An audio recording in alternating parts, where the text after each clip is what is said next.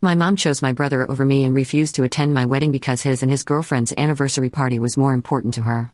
But when my grandparents called her out for her favoritism and threatened to cut her out of their inheritance, she begged for a second chance. Now, she's demanding that we redo the entire wedding. My mother has always shown favoritism toward my older brother Marvin over me. I can't quite pinpoint what it is about Marvin that makes him her favorite, but she has adored him since our childhood and has never hidden that fact from me. When I was born just a year after Marvin, my parents decided to give me to my grandparents to be raised by them for 8 years. My mother found it too overwhelming to care for both me and Marvin at the same time. According to my grandparents, my mother was going through postpartum depression, which made it difficult for her to care for both me and Marvin. My grandparents didn't put up much of a fight when my mother wanted to give me up to them, understanding the severity of her condition, and my dad couldn't manage to take care of me all alone while also handling his job. As a baby, I had no idea that my grandparents were not my real parents, so I grew up in their loving and blissful household, feeling secure and happy. However, as I started to walk and understand words, things began to change. My parents would come to visit me occasionally, and during these visits, they would explain that they were my real parents and that my stay with my grandparents was only temporary. These visits were always bittersweet and confusing for me. On one hand, I was excited to see my parents; on the other hand, I felt a sense of confusion and abandonment. I would watch my parents spend 2 to 3 hours with me, playing and talking, but then they would bid me goodbye and leave to go back home, taking Marvin with them. This pattern continued, and it became clear to me that Marvin was always their priority. While my grandparents provided me with all the love and care they could, the brief visits from my parents left me feeling like I was unwanted. Finally, when I turned 8 years old, my parents brought me back home. At first, I was excited to return to my family and finally be reunited with them. However, the excitement slowly faded as I began to realize just how much better my life had been with my grandparents. One of the first changes I had to adapt to was sharing a room with Marvin. Marvin had always had his own room, and there was a spare bedroom that my parents could have given me. Instead, they insisted that Marvin and I share a room so that we could bond as brothers. Marvin hated this new arrangement and made his disdain quite clear to me. If I played too loudly or read comic books that my grandparents had bought for me, Marvin would mock me, calling me a brat and a weirdo. Whenever I tried to decorate my side of the room with drawings or posters of my favorite superheroes, Marvin would scoff and call me childish.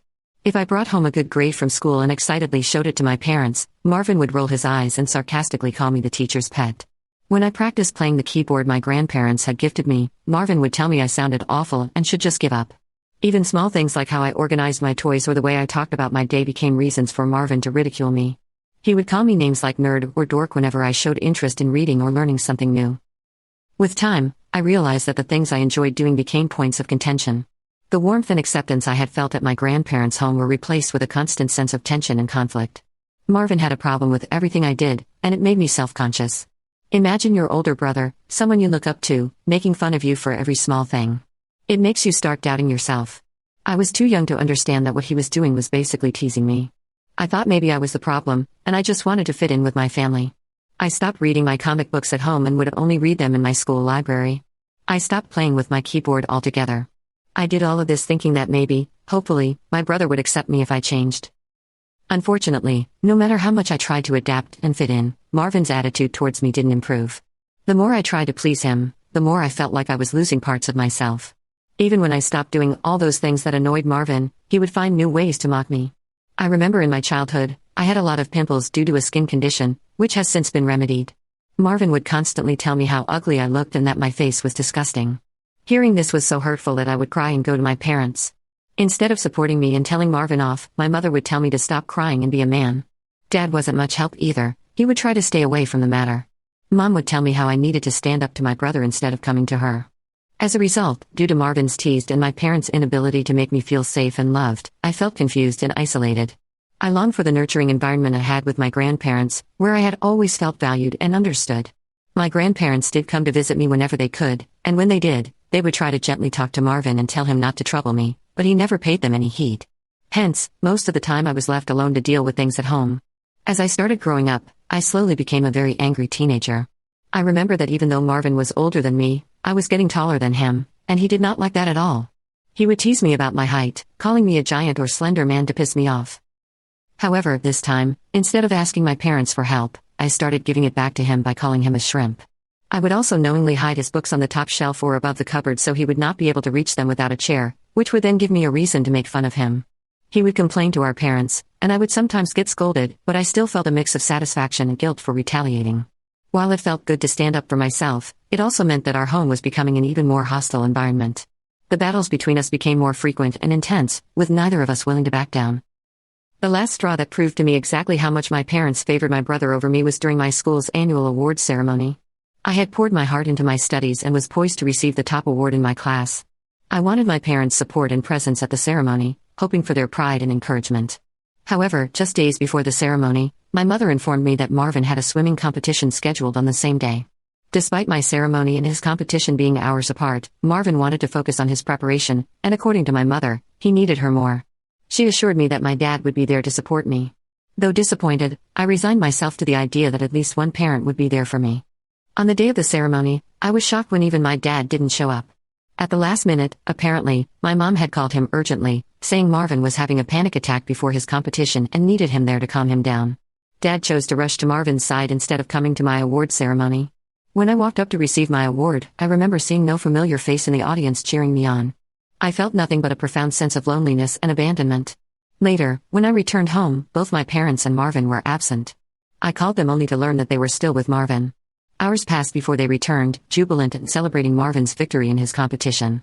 He held an award in his hands as they told me how well my brother had performed in the competition. They hugged him tightly and praised his accomplishments as if it were the most significant event of the year. I couldn't shake the jealousy and hurt I felt at that moment. My parents didn't even apologize to me for missing out on my ceremony. Clearly, it was a stark realization of where I stood in my parents' priorities. Despite my hard work and achievements, I was always overshadowed and unappreciated compared to Marvin. This entire thing became a turning point in my understanding of how my parents viewed us and shaped my perception of myself within my own family. I started to stop asking my parents for help or for them to be present. I stopped thinking that I could depend on them whenever I performed well in my studies or sports. I no longer bothered telling them anything. The only people I could talk freely about my achievements were my grandparents, and they always appreciated me even for small things. Their words meant more to me than any recognition from my parents ever could. When Marvin graduated from high school and was accepted into a prestigious university, my parents made a huge celebration out of it. They were bursting with pride, bragging about his achievements to everyone and hosting a party in his honor. I joined in congratulating my brother because I genuinely felt happy for him. A year later, when I graduated from high school with acceptance into an Ivy League college, my parents did nothing of the sort. Seeing this, my grandparents wanted to celebrate my achievement by organizing a small gathering with close relatives and some of my friends from school. Initially intended to be a modest affair, word spread and many more family members and friends expressed their desire to join and show their support for me. However, my parents expressed their disapproval, deeming this celebration as over the top. They felt that I didn't deserve such a lavish celebration, especially since they hadn't done the same for Marvin when he graduated. Admittedly, the party that my grandparents were throwing for me was indeed more lavish than the one my brother had when he graduated. However, I wish my parents could have let me have just one day without complaining. My mother argued that Marvin would feel really bad if he found out that our grandparents were celebrating me with a party, especially considering they had only given him a watch when he graduated. My grandfather, visibly upset, reminded my mother how he and his grandmother always had to step in to support and celebrate me because my parents never did that. He pointed out how my parents had enthusiastically celebrated Marvin's achievements but seemed indifferent to mine. My grandmother echoed his sentiments, questioning why there was a double standard in celebrating their children's successes. In response, my parents defended themselves, arguing that it was challenging to balance celebrations for two children and that their focus had naturally been on Marvin's milestones since he was the oldest.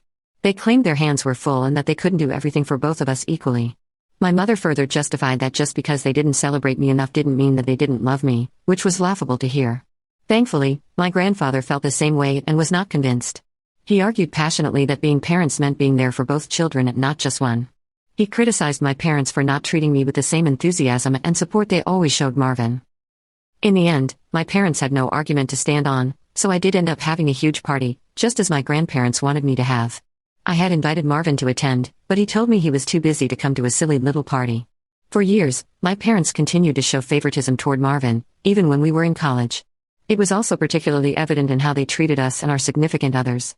While Marvin and his girlfriend were always warmly welcomed to our family gatherings, I felt increasingly excluded, especially after I started dating my girlfriend, Claudia. When Christmas came around, my parents would extend invitations to Marvin and his girlfriend without fail each year. However, after I introduced my girlfriend to them, suddenly my parents had concerns about their dinner gatherings becoming too crowded if they invited Claudia as well. It felt like a double standard. What made it worse was how my parents viewed and talked about my girlfriend. Despite her impressive academic achievements and successful career, they would find reasons to criticize her, which would piss me off. Meanwhile, Marvin's girlfriend, who didn't work and relied on alimony from her ex-husband, was never questioned or judged in the same way. My mother's comments were particularly hurtful. She once openly expressed to me how she would have preferred me finding a more traditional housewife-type girl instead of someone like Claudia, who was so career-driven. She even suggested that Claudia would not be a good mother to my children.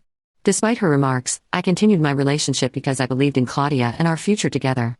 I even stopped attending family dinners and annual Christmas events to avoid giving my parents any reason to criticize my girlfriend. I don't believe my absence had much of an impact on them. Now, coming to the main story of why I am on Reddit today, 6 months ago, I proposed to Claudia, and she said yes. I had no doubts in my mind that she was the one for me. This woman has given me so much love and support over the years, I can't even imagine my life without her. When I informed my parents about the engagement, out of courtesy, wanting them to hear the news from me rather than from someone else, I was met with mixed reactions. My dad seemed genuinely happy for me and congratulated me, while my mom remained silent. Later, my mother texted me to express her disappointment. She said she was disappointed that I had not listened to her and had gone ahead with the proposal to Claudia. She claimed that as a woman, she knew other women better and felt Claudia would not be a good fit for our family. I was taken aback and told her to knock it off, as I was tired of her constantly bringing down my relationship. I asked her if she had any legitimate reason for her dislike of Claudia or if it was just unfounded prejudice. This is when my mom retorted, saying that Claudia constantly talked back to her, unlike my brother's girlfriend. This statement left me speechless. It was true that Claudia isn't someone who lets other people walk all over her. In the past, whenever my mother had tried to subtly mock her education, her outfit, or her career choice, Claudia had never let it slide. This is one of the things I admire about Claudia: she stands up for herself. She's aware of our family's history and, unlike me, doesn't hesitate to assert herself with my mother. However, Claudia has never been outright disrespectful. Her responses are typically cheeky and sarcastic, but clearly, my mother has hated Claudia all this time because of this. It was clear to me then that my mother's issue with Claudia was not based on any real behavior or character flaw but rather on some outdated notion of what she expected a woman to behave like. Hence, I told my mother that I didn't feel what Claudia did was wrong in any way and that I wished I was more assertive like her. My mother retorted that the girl was bad news and that she was changing me too much. I paid little attention to my mother's criticisms and continued enthusiastically planning my wedding with Claudia. 2 months ago, I sent out wedding invitations to everyone, including my brother Marvin. Despite not receiving any congratulations from Marvin after the engagement, I still harbored no ill feelings and extended an invitation to him for the wedding. To my surprise, Marvin declined the invitation without any explanation, which disappointed me somewhat.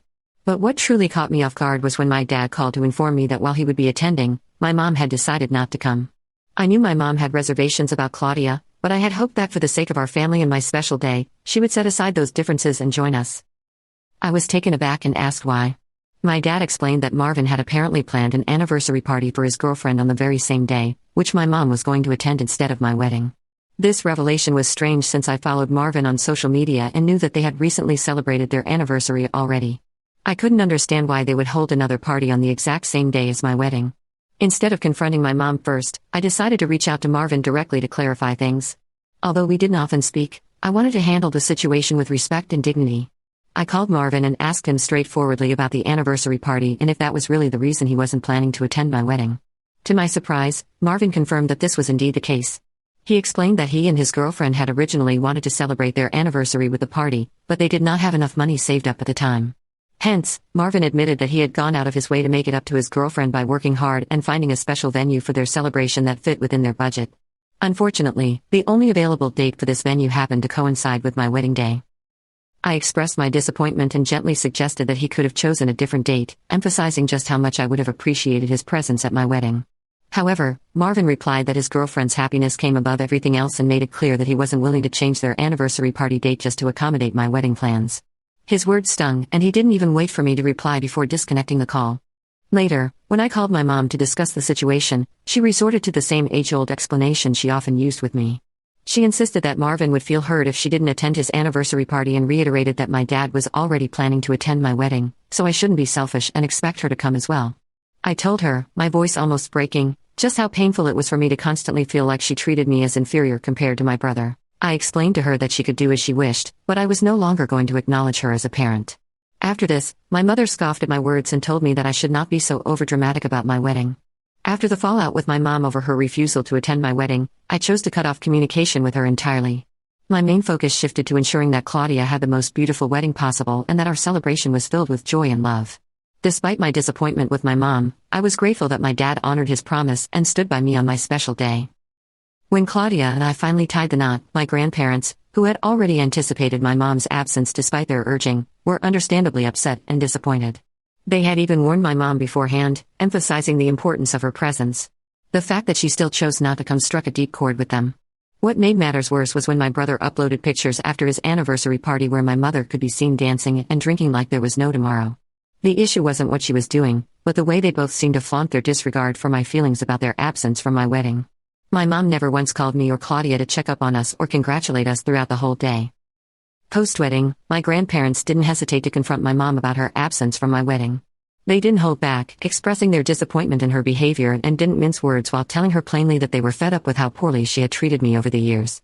They told her that they had given her more than enough chances to be a good mother, but she clearly only liked Marvin. They went as far as to threaten her with consequences, including potentially removing her from getting any of their inheritance. When Mom tried to argue back with them, saying how Marvin's party was important too, they informed her that they would make sure I got every penny of their inheritance since I deserved it more than her. Now, this was a huge thing to be said by my grandparents and completely unexpected. My mom, who had been struggling to justify her absence at my wedding until then, found herself in a tough spot after hearing this. After her confrontation with her parents, she called me, pleading for forgiveness. Mom expressed disbelief at how missing my wedding had escalated into such a fiasco. During our brief talk, she lamented how unfair it would be if I received my grandparents' inheritance instead of her. She urged me to persuade them not to proceed with any decisions related to their estate. Clearly, she was more concerned about inheriting money than fixing our strained relationship. Hence, I didn't engage in much conversation with her as I was on my honeymoon and wanted to preserve my mood. However, lately, after I came back from my honeymoon, she'd been calling me almost every day, pleading for another chance to make things right between us.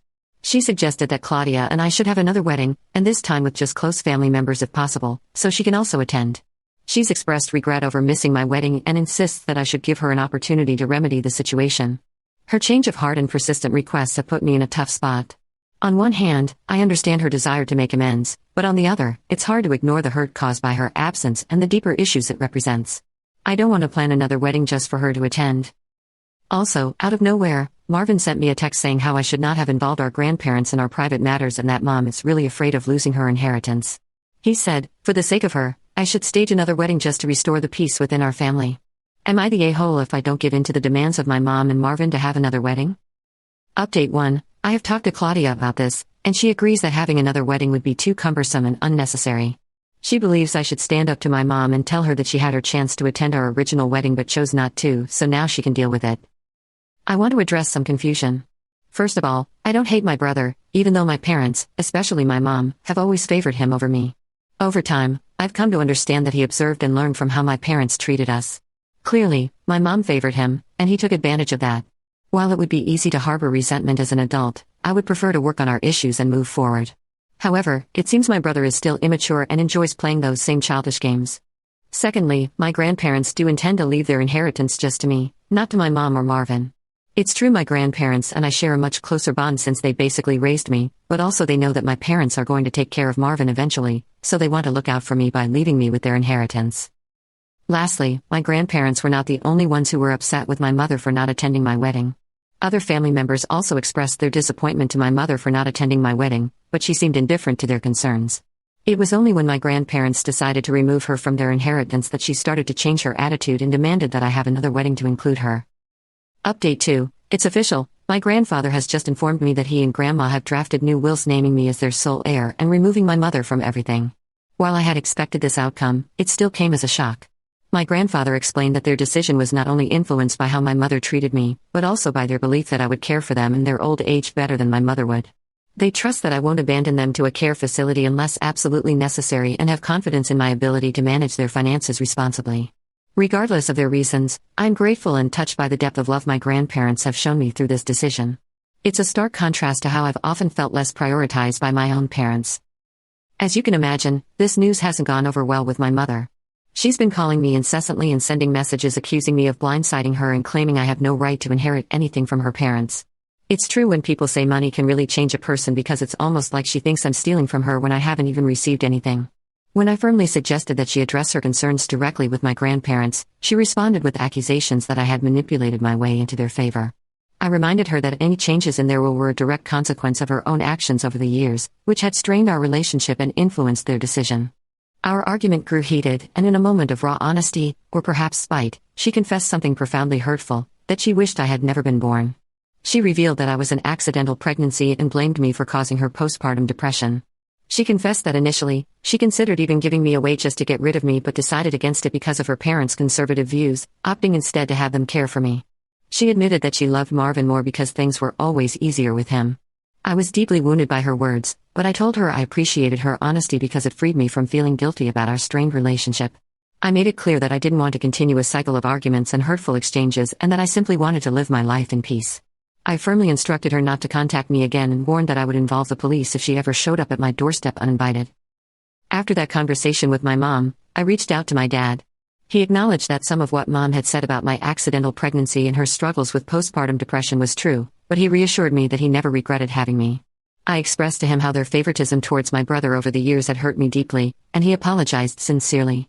While I'm uncertain about the future of my relationship with my dad, I'd asked him for some space for now, and he respected my decision. As for Marvin, I sent him a lengthy text expressing how he could have been a better and more mature sibling to me, especially considering how much I looked up to him all my life. I opened up about feeling incredibly alone while growing up with my grandparents and how desperately I wanted his acceptance when I moved in with our parents. I made it clear that I never harbored any resentment towards him and that, instead of competing with me, he could have chosen to be a supportive part of my life. I also conveyed my disappointment in him as an older brother and stated that I was putting an end to our relationship from now on. Since then, I have blocked him and currently have no plans to unblock him in the near future. I am focused on building a beautiful future with my wife, Claudia. It's true I am glad that I have a really headstrong wife. Her support and love have been a cornerstone in my life, and with her by my side, I feel confident in facing whatever challenges come our way. Stay tuned for more stories on Reddit Hours.